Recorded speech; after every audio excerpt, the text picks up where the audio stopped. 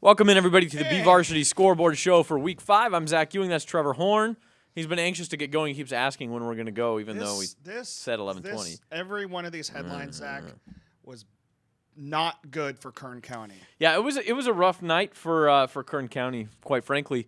I think you start, as we do so many times with the Bakersfield High Drillers, not just the score, Valencia 48, Bakersfield 9, which is shocking in and of itself, but the injuries that are going to affect the rest of the season for BHS. I'm sick to my stomach for Josh Moran. I think that's a fantastic young man. I think he has made so many strides to be the starting quarterback for the Drillers, and then to just have a broken collarbone end his senior year is just such a you hate to use the word tragic, but it really is a tragic way for him to end it. It's football. It happens. Injuries happen to every team every year, but it still stinks when it happens. Yeah, I mean, it still gives you that pit in your stomach, and you just never want it to happen to anybody. A kid like Josh Moran, good kid, but it wasn't good player. just Moran. Daniel Shoney goes out with the concussion. Bishop Maxwell gets hurt. Who else? I mean, that's a different team when that happens. I mean, and Valencia proved it tonight. I've been saying all week, Valencia is a good team. If BHS doesn't play well, Valencia will beat them. Certainly, I did not expect 48-9. Right. Valencia came into town and did what they wanted to do. In fact, it was 3-0 BHS early in this game. Dude, they weren't the only ones that came into town and just. Well, and Central over Ridgeview, quite frankly, I expected a little bit more that it could turn into something like that, 42-7 for Central. Just an extremely talented team. Trent Tompkins, the Central quarterback, 18 of 26, 338 yards. And he's a big kid. And ran out of fingers. 6 touchdown passes. Wow. Including one in the fourth quarter when, it's 35-7. But it did give the running clock, and I always sort of say until it's a running clock, you kind of free game, because you maybe want to get to that running clock and help prevent injury. So anyway, it's it was a rough night. And then you throw on top another maybe expected Liberty going down to Cathedral Catholic, and we thought maybe Liberty could compete in that game. And it was 0-0 after the first quarter, and then 21-0. And that was the same thing with Ridgeview. It was 0-0 after the first quarter. 2 plays into the second quarter, it was 7-0, and then by halftime it was 21-0, and the route was sort of on for Central. And the same thing happened to Centennial. They go up to Clovis and lose 58-17, and so you just look at, four of the big D1/D2 teams in the county not be able to do anything against teams outside of the county. Let's roll some scores. Yep. Let's go ahead and roll some scores and show some highlights. This was the BVarsity game of the week, Central beating Ridgeview 42-7. We have some highlights here. As I mentioned, it was scoreless through a quarter. Central took a 7-0 lead, and then here is touchdown number 2. And check out Jagedi Bishop stiff-arming Jacinto Castillo all the way into the end zone for the touchdown. You're not stopping that big body when he gets moving like that, and it's 14-0 Central. Still a game at this point. Then right before halftime, Jagedi Bishop again, a little push-off he got away with, but he gets the touchdown on the fade, and it's 21-0, 38 seconds before the half. Move into the second half, and Central takes the ball and just keeps rolling. This is going to be Javon Bigelow, running down the sideline and getting into the end zone on a short pass to make it 28-0. And then Ridgeview gets on the board here later, 35-0, and it's Jamar Moya to Jalen Prevost for a 34-yard touchdown. And Prevost gets away with a little push-off there. And then a little shake and bake as he gets into the end zone for Ridgeview's only points of the night. And then Central capped it off with touchdown pass number 6 for Trent Tompkins. And that one, again, went to Jagedi Bishop, who had 3 touchdown catches on the night. And talk about threading the needle through 3 Ridgeview defenders to find Jagedi Bishop. Now, look, part of it is... right through the arms of Sean Stevens there. Part of it is that Central's got some very talented receivers, and Trent Tompkins even said as much, hey, my job's easy. You just put the ball in the area, and these guys catch it, and we're good to go. But also... Trent Tompkins made some hellaciously good throws on the run, through traffic, in money, and Central just rolls Ridgeview. Hey, I want to welcome into the show Californian copy editor, designer, Josh Bennett on the show for the first time. Welcome, Mr. Bennett. The camera's not on you, sir, but you're over there. How are you? I'm pretty good, Zach. I'm worn out from tonight. I'm sure everyone is, but it was a pretty crazy night. Hey, there he is. Look at that. Look at that beautiful face. It was a crazy night. What stuck out to you, Josh, as you're in the office following scores and getting updates? Probably just seeing all these games get out of hand of what our top teams, or what we're thinking. Our top teams. I'm going to give a little shout out to Josh here. For those of you that follow us on BVarsity Live Twitter account, it is updated instantaneously because of this dude right here every Friday night. So thank you, Josh Bennett. Josh, the retweeter Bennett, we like to call him. Yeah, listen, but you said it, Josh. Ridgeview, Liberty, Bakersfield. For 2.5 years now, we've looked at these teams as the top teams in Kern County, and then there's a gulf between everybody else. Now this year, I think Garza, Stockdale deserve to be in that conversation. Well, and see, there's the thing we're talking about. We talk about BHS and Ridgeview and Liberty and Centennial, losing games that, quite frankly, maybe they should have lost. But then you got teams like Frontier and Stockdale who won games that they were supposed to win handedly. Yeah, and that happens. I mean, I sometimes games get out of hand in high school. I mean, you mentioned earlier tonight that there's a lot of parity in high school football. There's really not compared to the NFL or college football because you generally go in knowing who's going to win 60 to 70% of games, but there are surprises, and that's why upsets in high school football are so much more fun to me because you don't see them coming. Well, tonight we didn't get any of that. We didn't really get the upsets. Maybe you say Valencia over Bakersfield's an upset, but when it's 48-9, it's hard to call it an upset. Okay, moving on to what do we have next on there? There is that Valencia 48 Bakersfield 9 Let's talk about score. two teams going in facing each other, both licking their wounds. Ridgeview hosting Bakersfield next week, and somebody's got to bounce back in that game. And Dennis Manning kind of laughed when I told him that after the game. Somebody will bounce back, and he goes, well, I hope it's us. but I don't think either one of them goes in to the weekend feeling very good about themselves as they exchange film. That's rough. Moving on to the game you were at, Trevor, up in Wasco. You had the game of the night. Bakersfield Christian, despite 5 turnovers, beating Wasco 20-16, and here's some highlights. Yeah, so we start off here. That is Holloway. Steven Figures? Yeah, no, No? that's Holloway with a 1-yard run to give BCHS an early 7-0 lead. I thought you said all the way. You said Holloway. That's what I thought. Holloway. And Wasco comes back. Watch this. How about a touchdown pass from Smith to The film Brady don't lie. Tijerina. The film don't lie. But you're telling me Wasco threw a pass? That's a 16-yard touchdown pass. 7-6 after a missed PAT.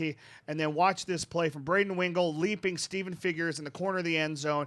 That with just under a minute left gives BCHS the 14-6 lead at the half, despite turning the ball over 4 times. And then the Tigers get within 1 at 14-13 on a 1-yard run by the quarterback Smith, and then they would take a 16-14 lead midway through the third quarter on a field goal, and then Wingle 42 yards to Carson Balfans, the golfer. Wide open, takes it in the end zone. That's the winner right there, 20-16 BCHS. You don't get to celebrate like that in golf, do you? No, you don't.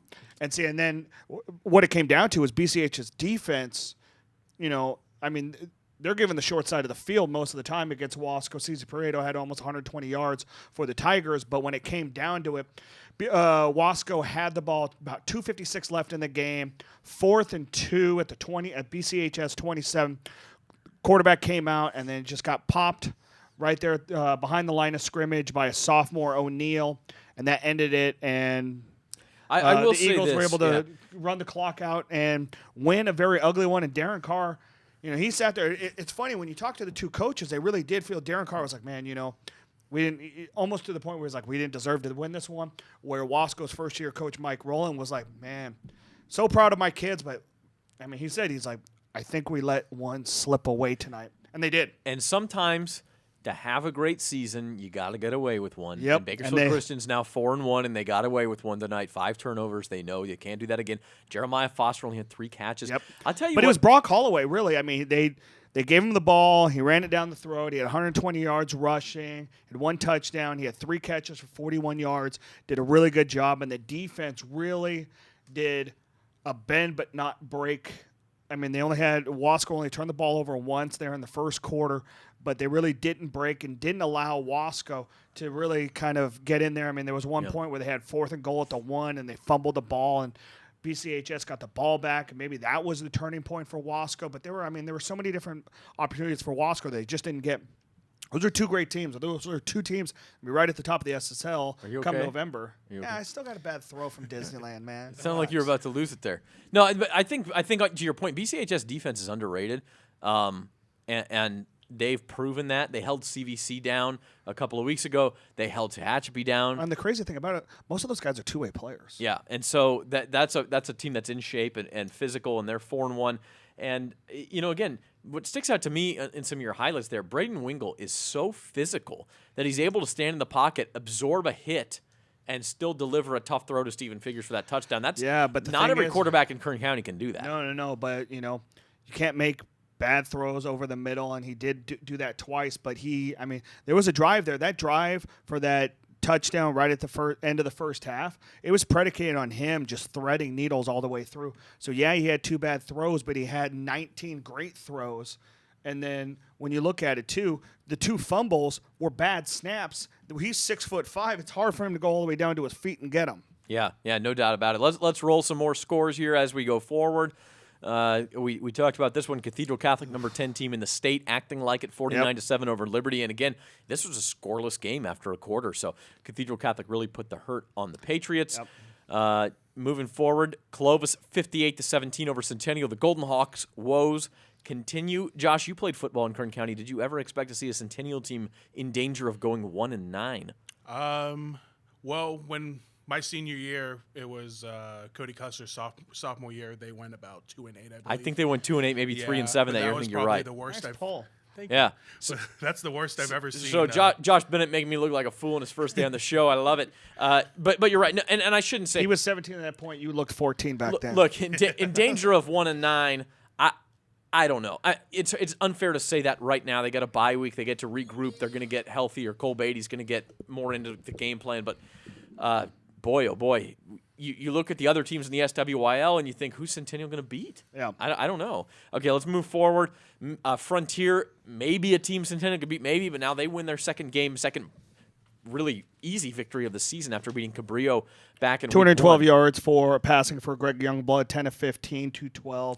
Very efficient. Looking at a couple of other ones, Davis 87 yards, 1 carry for 87 yards.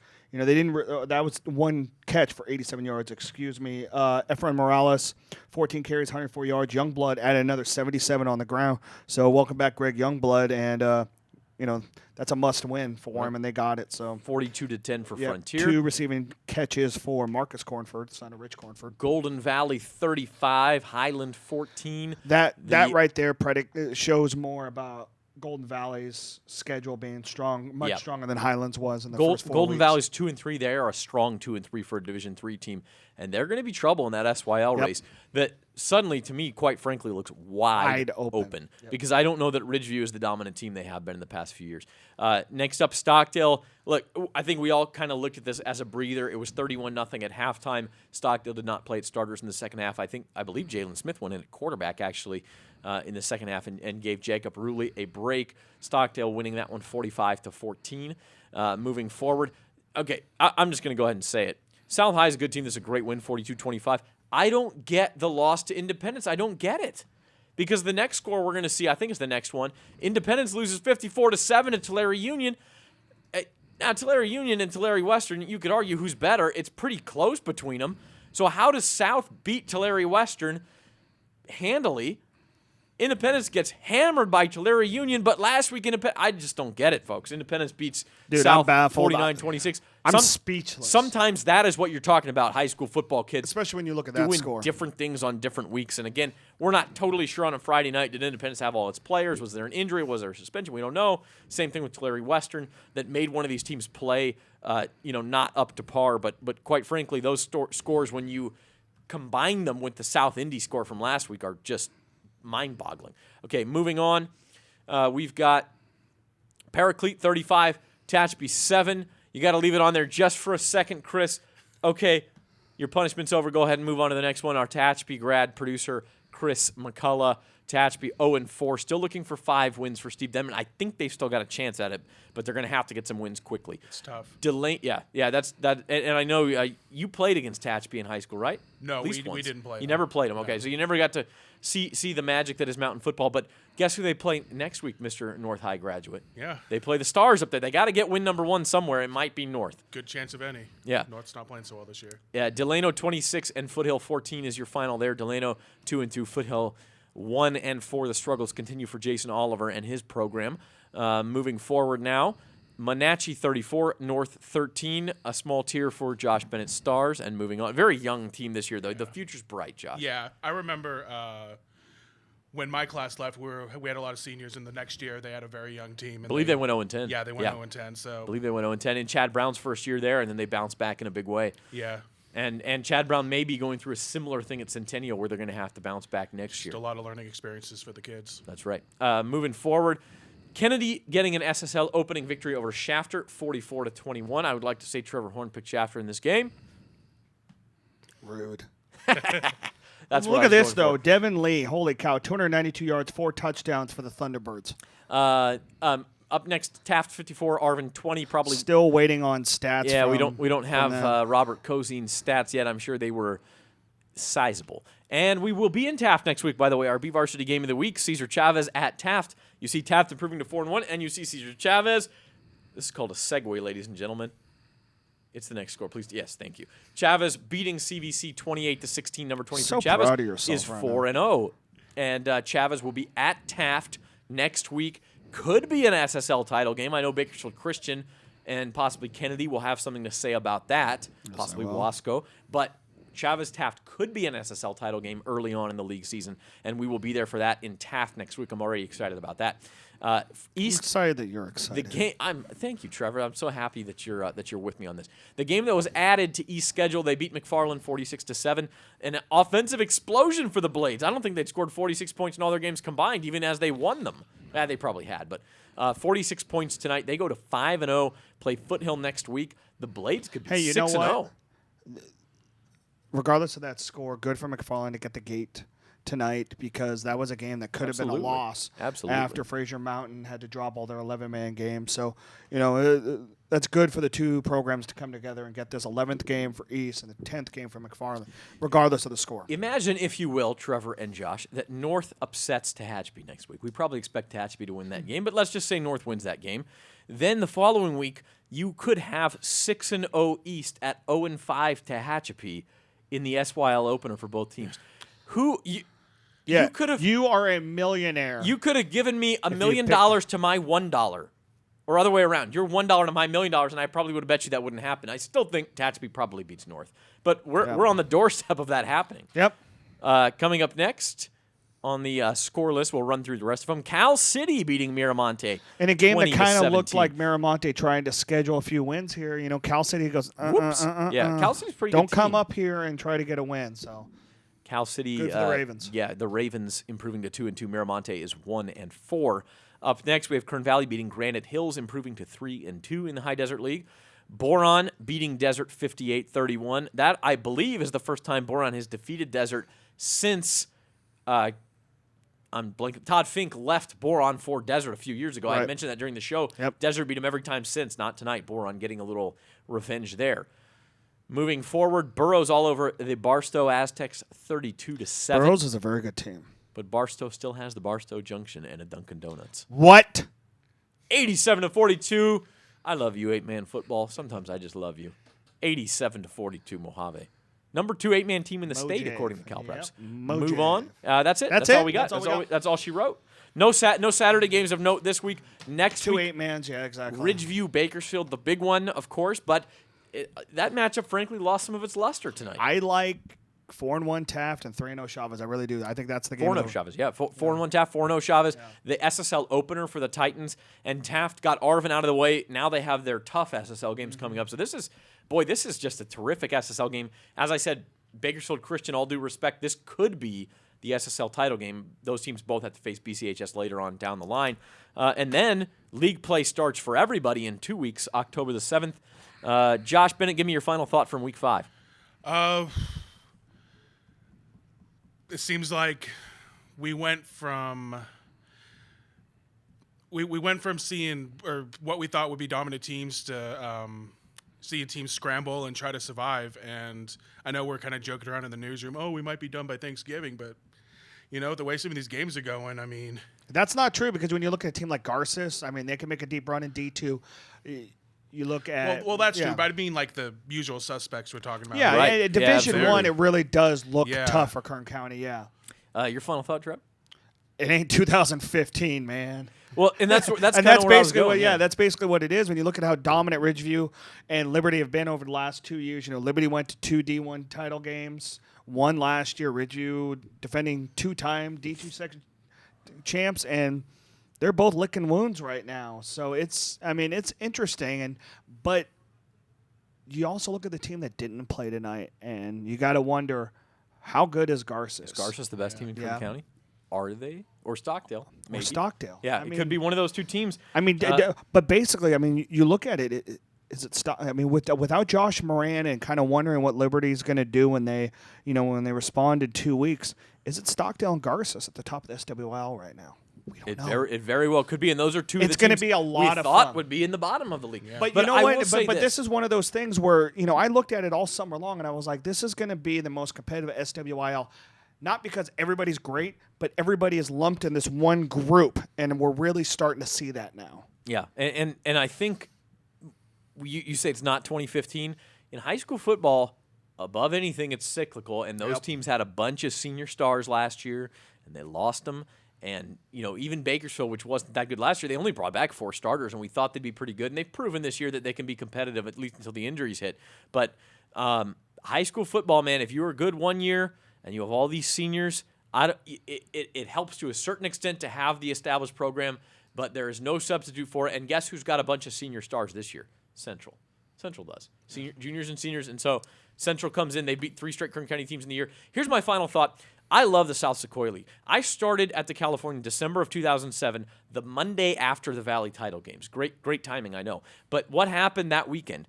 In Division 3, Tehachapi won a title. In Division 4, Taft won a title. In Division 5, Bakersfield Christian won a title. Those 3 teams were all in the SSL at the time. Mm-hmm. I love the SSL race, and I'm pumped up to be going to Taft next week. Well, I also love the SSL because it's still the city, one town, one team. It's always a fun league because of that. But my gosh, Chavis, Taft, Bakersfield Christian, you have 3 legitimately good D3/D4 type teams, and then you've got challengers who can get you on any given Friday. Well, and like you can't Wasco forget about almost Kennedy, got who's a BCHS. D2, D6, 2-time D6 section champ. Even Shafter, I don't think you can count out of these games because they're a little bit more competitive under Gerald Perucci. They had the lead for a little while against Kennedy tonight, so even them, I don't think you can count out.